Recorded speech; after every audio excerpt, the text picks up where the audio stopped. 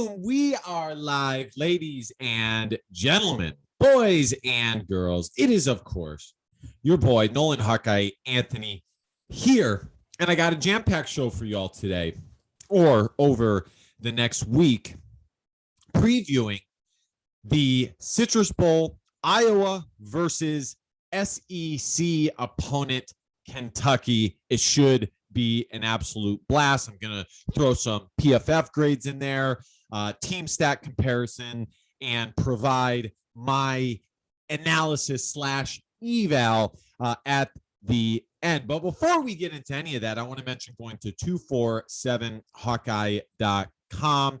And I really do hope you guys consider smashing that subscribe button, because subscribing makes you feel good. And at the very least, like, comment, share. You know the drill. And be sure to check in for the post and the pregame show when it comes time for the Citrus Bowl. And I will be putting the PayPal link in the description if you want to donate financially to the channel. I want to thank those of you who have already done that. It is absolutely awesome that you guys have done that. And without further ado, let's get into this. Here we go. All right, guys. This is the PFF grades for Iowa and Kentucky. By the way, just a disclaimer. If you are a Kentucky fan watching this, I am an Iowa Hawkeye fan. So it is not going to be perfect from your angle, but I will do my best to provide every statistic possible for your Kentucky Wildcats. But specifically looking at Spencer Petras and Alex Padilla, and I've done so many preview videos this season, and you know, my opinion really hasn't changed. You know, I think Alex Padilla has the potential to be the quarterback the Iowa Hawkeyes kind of are looking for. You know, he has the ability to escape the pocket. He doesn't have a massive arm, but it's okay. You know, it gets the job done. Spencer Petras, I think he is what he is. I think we have seen his ceiling. I don't think he will get much better than what he is now. He's a prototypical pocket passing quarterback. He has a massive arm. Maybe he gets a little bit more accurate with the football. But overall, right now, both of these guys are average. They're both average. And really, it comes down to the question of, do you want big game experience, aka Spencer Petras? Is that where you lean, or do you go with the guy who potentially can give you a little bit more upside, even though, to be honest, the stats don't necessarily bear that out? And it's, you know, it's an interesting question. The Iowa Hawkeyes have Spencer Petras #1 on the depth chart right now. But of course, that could change. Here is the side-by-side comparison for Spencer Petras and Alex Padilla. And again, it's just, you know, Spencer Petras has better numbers. Alex Padilla is 49% accurate. And let's see here. Spencer Petras has 9 tubs, and Alex Padilla only has 2. Now, he's played in less games, but the point is that Alex Padilla's stats, in my mind, do not demonstrate that he is unquestionably the starter for the Iowa Hawkeyes. I just don't see it right now. But if you think differently, definitely comment in the comment section and let me know what you think there. All right, here is Kentucky's quarterback, Will Levis, who was actually a Penn State quarterback. Iowa went up against him. I think this is probably going to be one of the highest graded quarterbacks this Iowa defense has faced this season. He has a grade of a 90.9. He can tuck it and run. So this will more than certainly be an interesting matchup. And if there's one thing that the Iowa defense does struggle against, even though, you know, doesn't necessarily bear out all the time, and Iowa has done a lot better recently.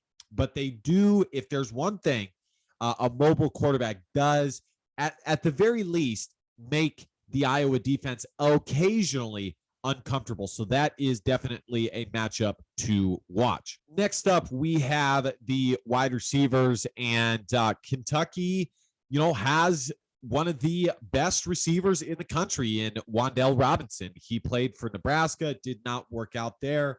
And he is legit, folks. I mean, he's legit. He can line up inside, he can line up outside. And again, this will be one of the more interesting matchups for this game, as one of the focal points of the Iowa Hawkeye defense is their corners. They have two corners that are likely, actually, possibly three, that definitely two, possibly three corners or DBs that could be drafted in this upcoming draft. Josh Ali is 224 and Isaiah Epps is number 791. Let's take off the minimum snap count. So this is some of the other guys. Wow, they have a lot of guys who have got snaps this year at wide receiver. I just took off the minimum snap count. But the main guys are Isaiah Epps, Josh Ali, and Wan'Dale Robinson for Kentucky. Next up, we have the Iowa wide receivers. And, this, if there's one group that has underperformed for Iowa this year, it would definitely be the Iowa wide receivers, unfortunately.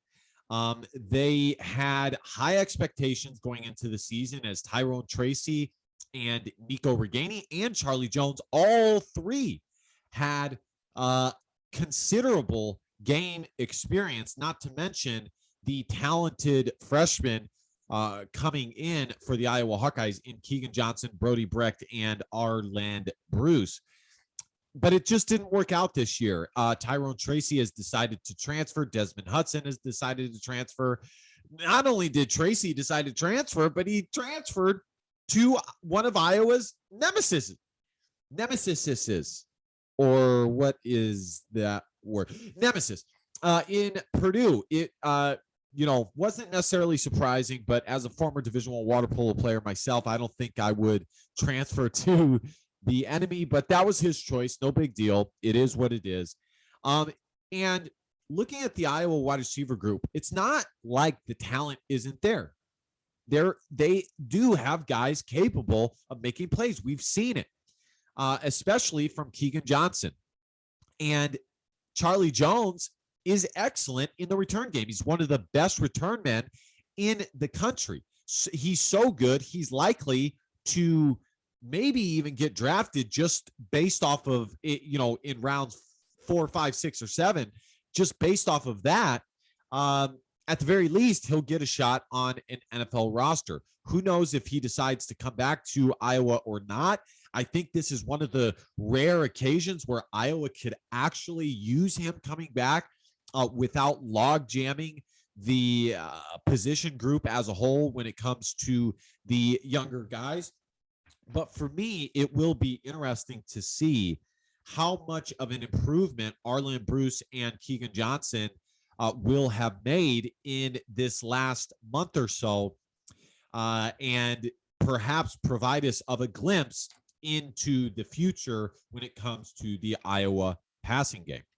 For the Iowa Hawkeyes, we have the running back position, and Tyler Goodson will not be playing in the Citrus Bowl. And I, in my video talking about who stays and who leaves, I wasn't sure if Tyler Goodson was going to leave. I predicted that he was not going to do so, and he has indeed decided to put his name in the draft. And as it stands right now, I don't predict that he gets drafted. And by the way, that's nothing personal. His mother is an extraordinary woman. His father is a great father, all of that.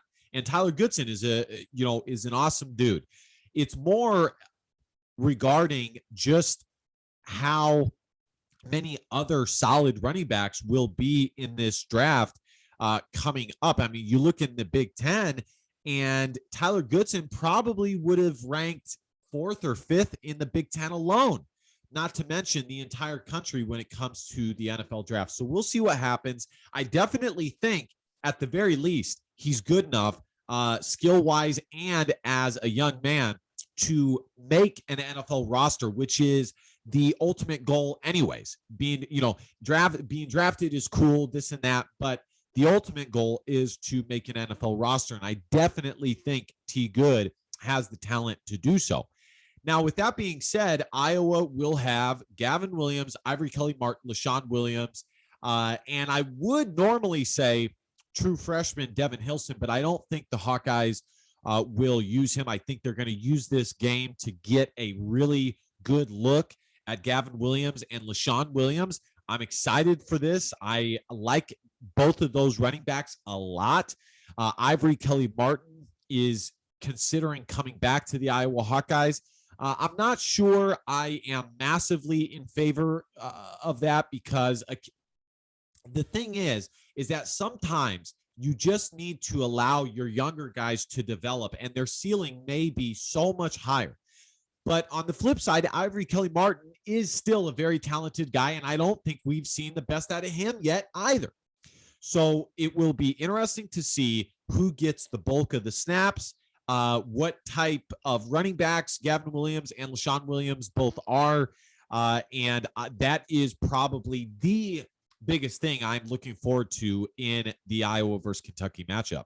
And here are Kentucky's top 2 running backs: Chris Rodriguez Jr., who is 56th by PFF, and let's see here, Kavasli Smoke, number 327. These are their top 2 backs. I will be showing the player stats for both teams later in the video. Next up, we have the tight ends. And by the way, one thing I did not discuss is the connection that Mike Stoops has to the Iowa Hawkeyes. He was a grad assistant, I believe, for the Iowa Hawkeyes. It is a name that many Iowa Hawkeye fans list as a potential replacement for Kirk Ferentz. And there's no doubt he has proven that at a school that doesn't have a ton of talent coming out of high school within the state. It's not that it's terrible. It's just not as much as states like Texas or Florida. And a school that is traditionally a basketball school as opposed to a football school, he can win in the toughest conference in the country. And I do think that that is a big deal. All right, going to the tight ends here. Sam Laporta is Iowa's best tight end. We'll see what decision he makes. I do think he will decide to come back to the Iowa Hawkeyes. I don't think he had the season he was hoping for. He is Iowa's leading receiver, which probably marks the 3rd time since 2015 that's happened. I mean, I know for a fact TJ Hawkinson and Noah Fant led the Iowa Hawkeyes in receiving as well. Luke Lachey has not been as good as I thought he would be this year. And we'll see what happens. Maybe Elijah Yelverton, the highly recruited tight end out of Texas, gets some snaps. I would love to see him and what he's capable of. So we will see if that happens. For Kentucky, they have Justin Rigg, who is 141, and Brendan Bates, who is number 297 with grades of 61.9 and 51.8. And now, ladies and gentlemen, we have the offensive line with the center position. Iowa has the premier center in the country in Tyler Linderbaum, again, who will also have a decision to make. He has a grade of a 95.2, 75.2 pass block, and a 96.5 run block grade. And Kentucky has one of the best centers in the country as well in Luke Fortner, who, let's see here, has an 83.3 grade in the pass block and an 84.6 in the run block. Kentucky is definitely one of the best offensive lines in the country. So that will be a huge matchup in this game. Next up, we have the guard position for Kentucky, who has Kenneth Horsey at number 56 and Eli Cox at 285. If I turn off the minimum snap count, these are the other guards for Kentucky. And moving over to the Iowa Hawkeyes, the top guard is Kyler Schott. He's had a really productive senior year. Connor Colby is in line to be another premier offensive lineman for the Iowa Hawkeyes. He is a true freshman, ladies and gentlemen, and is already a top 70 guard in the country with a grade of a 72.9. So absolutely expect Kyler Schott and Connor Colby to anchor the inside for the Iowa Hawkeyes. And the bottom line is, if there is a position on the offensive line that is the best, it's the middle of the offensive line for the Iowa Hawkeyes. I'm glad I decided to look up the tackle position because Kentucky fans would definitely come after me if I didn't. By the way, I'm not sure I'm going to look up every position because, it just make this video too dang long, honestly. But Darian Kinnard, one of the two, is one of the best tackles in the country, according to Pro Football Focus. And Dare Rosenthal, or Dare Rosenthal, or Dare, is 53rd. And that is really, really productive as well. Certainly when you compare it to the Iowa Hawkeyes, which you will see here in a second. The bottom line is, Iowa fans, the tackles for the Hawkeyes, the Iowa Hawkeyes, that is, just are not great. Okay. And the reality is that, Iowa lost Alaric Jackson, Tristan Wirfs to the NFL, and a guy that they really thought was talented, who definitely had a future possibly in the NFL, decided to retire, in Mark Kellenberger, a former 4-star out of Bettendorf, Iowa. And so they were forced to look at some other options, younger options, in walk-on options. Nick DeYoung is a walk-on, certainly has some potential, but it's a reality that he is a former walk-on. Mason Richmond, or Reichman, is a younger offensive lineman, and Jack Plum is the other tackle. I expect the two guys who will be starting for the Iowa Hawkeyes against Kentucky will be Jack Plum and Mason Richmond. That is who I think it will be. Check that it's going to be Nick DeYoung. I thought Mason Reichman passed Nick DeYoung, but that is not the case.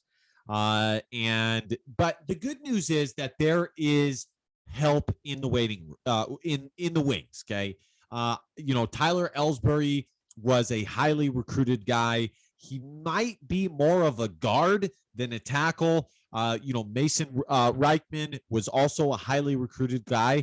And I do think Jack Plum and Nick DeYoung both have potential themselves as well. So we will certainly see how that goes. And the other good news is that the Iowa Hawkeyes have been playing much better at the tackle position. So like I said, it will be something where we see how much of an improvement a month makes in the development. And the reality is it can be a lot. It really can. As Kirk Ferentz said, there are so many stages in development, especially for high school and college athletes, where in any time frame, a guy can hit his stride and really get going. And playing Division I water polo myself, that is true. It's absolutely true. All it can take is this thing and this thing to click and get going, and boom, you have a star athlete. All right, moving on to the cornerback position, a position of strength for the Iowa Hawkeyes. The Iowa Hawkeyes have Riley Moss, who is 19th according to Pro Football Focus. Matt Hankins, who is 59th, but he will not be playing.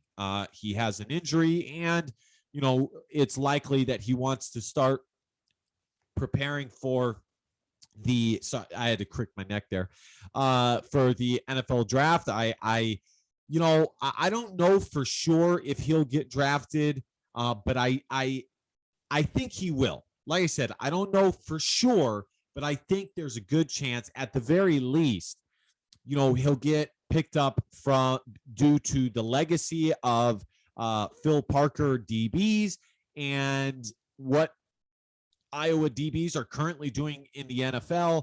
And who knows, maybe he ends up being more of a slot corner guy in the NFL as opposed to an outside corner. So we'll see. The person who's going to, or the player rather, who is going to replace Matt Hankins against Kentucky will either be Jermari Harris or Terry Roberts. Unfortunately, Terry Roberts, who has waited patiently after being an excellent special teams player, he got injured after finally starting his first game. Jermari Harris has done a decent job, but either way, okay, seeing Jermari Harris and Terry Roberts gives me confidence for the future when we don't have Riley Moss and we don't have Matt Hankins. Iowa definitely has options, both experienced and not experienced, at the cornerback position. Cooper DeJean will not be taking a red shirt this year. He is a true freshman, so we will see how many snaps he gets against Kentucky. Here are the Kentucky corner grades here. Quandre Mosley and Cedric Dort are the highest graded DBs. But as an Iowa fan, this is potentially something to exploit. It looks as though the DBs for Kentucky are not the best when compared to the other grades of the other players. PFF is not always 100% accurate, but again, just looking at the PFF grade, potentially this is something for the Iowa Hawkeyes to exploit. All right, we're almost here to the end when it comes to PFF. Here are the linebacker grades. I think this is probably where I'm going to stop. I might look at the edge defenders for both teams. Here are the grades for Kentucky. Jared Casey is the highest graded linebacker, but he has only played a minimum of snaps, so he is not ranked. Jaquez Jones is the highest ranked linebacker for Kentucky, and here are the other guys as well. Moving over to the Iowa Hawkeyes, it's been the same three guys the whole year. Jack Campbell, Seth Benson, and Justin Jacobs. And, it's weird because Jack Campbell has 100+ tackles. He was an all Big Ten selection, yet PFF has him ranked as number 185. So with his rush defense having a 72.2 and his pass rush defense being a 58.6 and coverage 70.7. So that is definitely interesting. Justin Jacobs at one time was a top 50 linebacker, and he has moved all the way down to number 289. Seth Benson rounds it out at number 244. I just took off the minimum snap count. Jack Campbell will have a very, very big decision to make in the offseason.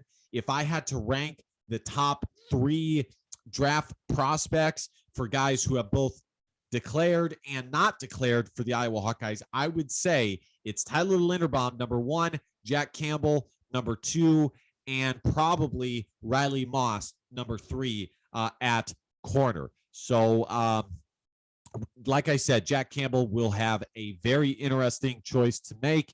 He's 6'4", 6'5", massive, and he has a very, very high motor. This is the last position group I'm going to do regardless, and I'm happy I did because Kentucky has a pretty highly graded defensive end in Josh Pascal. He has a grade of a 90, so he is legit. He is definitely legit. Jordan Wright and JJ Weaver round it out for them at number 399 and 530, with grades below a 70. Again, maybe that's something that the Iowa Hawkeyes look at. They run away from Josh Pascal as much as possible, who has a rush defensive grade of a 90.4.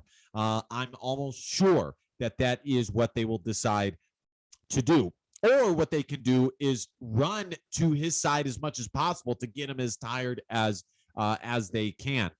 Moving over to the Iowa Hawkeyes, Zach Van Valkenburg is 43rd.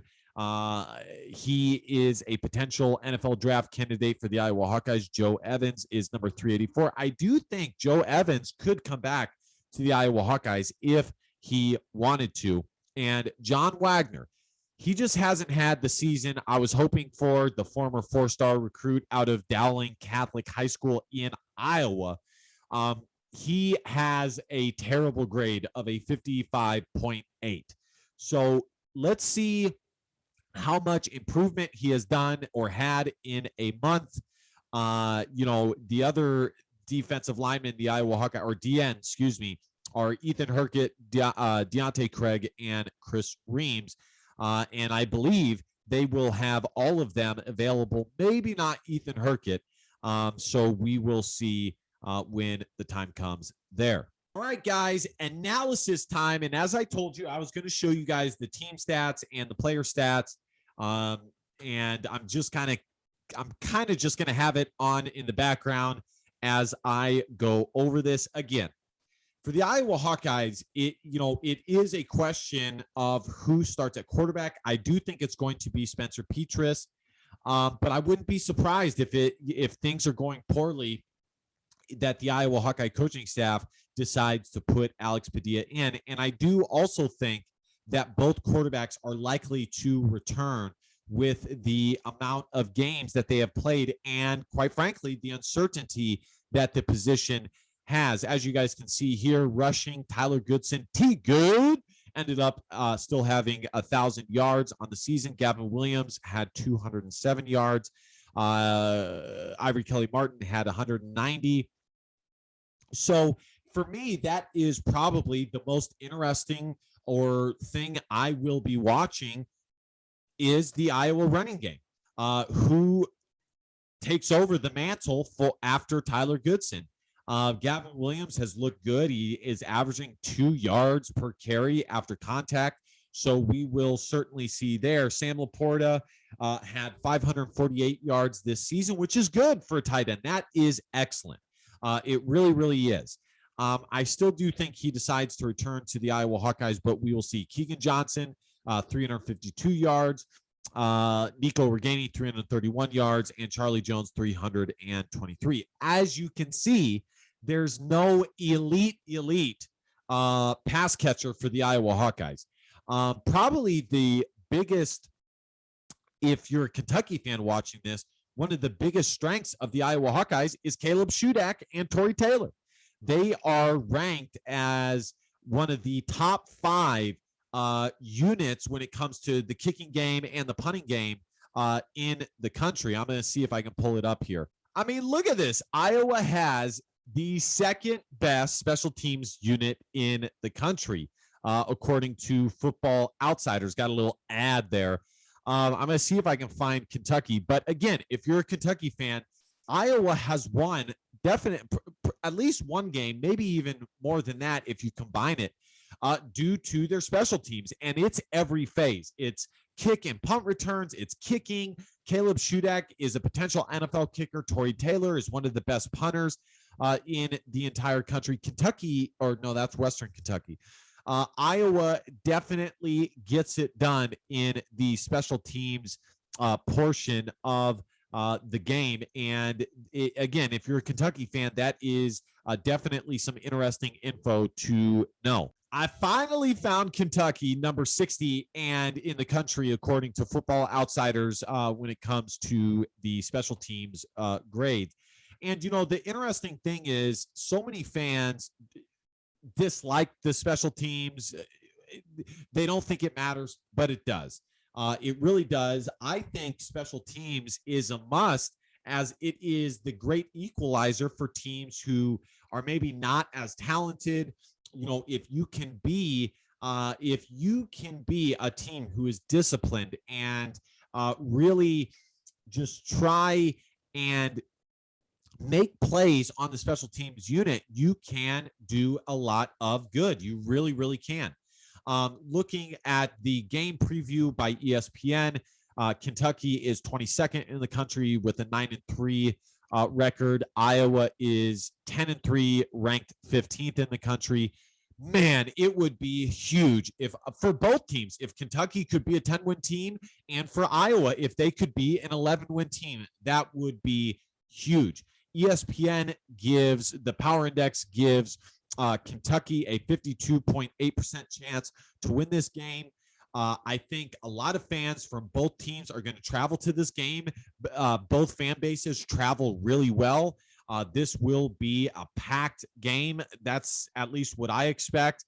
Here are and by the way, it's not really surprising that this is that ESPN Power Index gives Kentucky a 52, or well, let's just round it up, say 53% chance to win this game, as the Power Index doesn't really like Iowa, to be honest. I mean, it is what it is.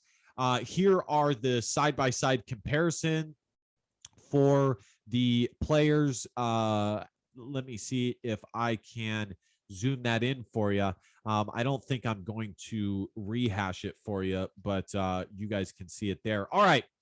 Here's the deal, folks. The bottom line is Kentucky, this is an excellent contest.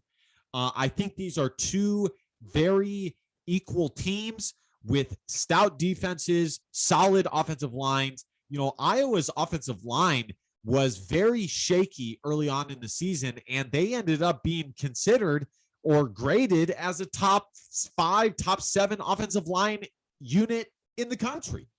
Now, if I had to guess, a large portion of that is because of how highly graded Tyler Linderbaum is. So my point is, we will see if that is accurate against a Kentucky SEC defensive front.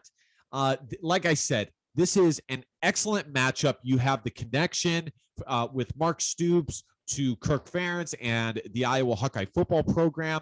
Many Iowa fans list Mark Stoops as a potential candidate to replace Kirk Ferentz when the time is right. I don't know if that is likely, but I will say, looking at it, it's a good fit. You know, Kentucky and Iowa are similar states in the fact that they don't produce as much talent as some of the neighboring states do. You know, Illinois, Ohio, Michigan. For Kentucky, it's Florida, Georgia, places like that. So the connection is there. There is the similarity in how Mark Stoops has built up Kentucky as a football program. Obviously, Iowa was good under Hayden Fry, but folks, Iowa has never had a time period where they have been as good for as long as they have. They have been a good football program for the past 40 years. And Kentucky is trying to do just that. So that's why I'm not sure if Mark Stoops would come to Iowa. He's trying to get something done at Kentucky. Let's go down to the team stats here. Wan'Dale Robinson has 1,164 yards. That is incredible. Let's go down to the team stats. Kentucky is a 3-point favorite. The over and under, according to ESPN, is 44, with the money line being minus 145, plus 125. In this, I'll pull it over here so you guys can see it. There it is if you want to get into that. And I think it's about accurate. I think they are that equal. I would probably favor Iowa myself, but they are that equal. Now, when it comes down to predicting this game, you know, it's just, it is very difficult because the SEC is an excellent conference. I think the Big Ten is much better than people give it credit for. Iowa went up against Mississippi State and, you know, thumped them. You know, maybe thumping is not totally accurate, but they beat a very good SEC opponent when they did. Mississippi State had several top 3-round NFL draft picks, including, I think, 2 first-rounders. they were the real deal. And the Iowa Hawkeyes beat them. And this Iowa team is better than that 9-win Iowa Hawkeye team. The Iowa Hawkeyes will have a lot to play for, but so does Kentucky. So, I don't know if I can give an edge there. And it's always interesting because, again, bowl games are becoming less and less popular amongst the players. And bowl games in general are just strange. You never know which team is going to show up and which team doesn't. There's no way to know that. But when it comes down to it, when it comes down to the Iowa Hawkeyes, as long as they can defend the football much better than they did against Michigan, that was a very disappointing performance. As long as they can defend the football and run the football with a little bit of success and and be decent on special teams, they're in good shape. And I know I said, as long as they do this, this, and this, it's a few things. I got it. It's a few things. But that's multiple ways that they can win. And Kentucky will have to do the same thing. So we will see what Iowa comes up with offensively to throw at Kentucky. I think Iowa's defense will travel, but I also think Kentucky's defense will travel as well. In the end, I'm almost always going to pick my Iowa Hawkeyes. I don't think Kentucky is a considerably better team than the Iowa Hawkeyes. Like I said, I think it's about even. I think it's a toss-up. So in a toss-up, I will always pick my Iowa Hawkeyes, and I will be picking them to win this game 23-17 against the Kentucky Wildcats. By the way, this game is on ABC at 10 a.m. Pacific time on January 1st. All right, guys, thank you guys so much for watching. Again, be sure to smash that subscribe button because subscribing makes you feel good. And last but not least, not last but not least, be sure to like, comment. I try and comment to every comment that I can. Kentucky fans, try and be respectful, but it's all good. I've taken worse from other fan bases. It's all good. And share this video. I will be doing a post and a pregame show, so be sure to come hang out there. And I will be putting the PayPal link in the description if you want to donate to the channel financially. Thank you to those who have already done so. It definitely helps out a lot. And last but not least, DBAP, don't be a pussy willow. And facts are feelings. Your feelings don't matter. Love y'all. Go Hawks. Bye.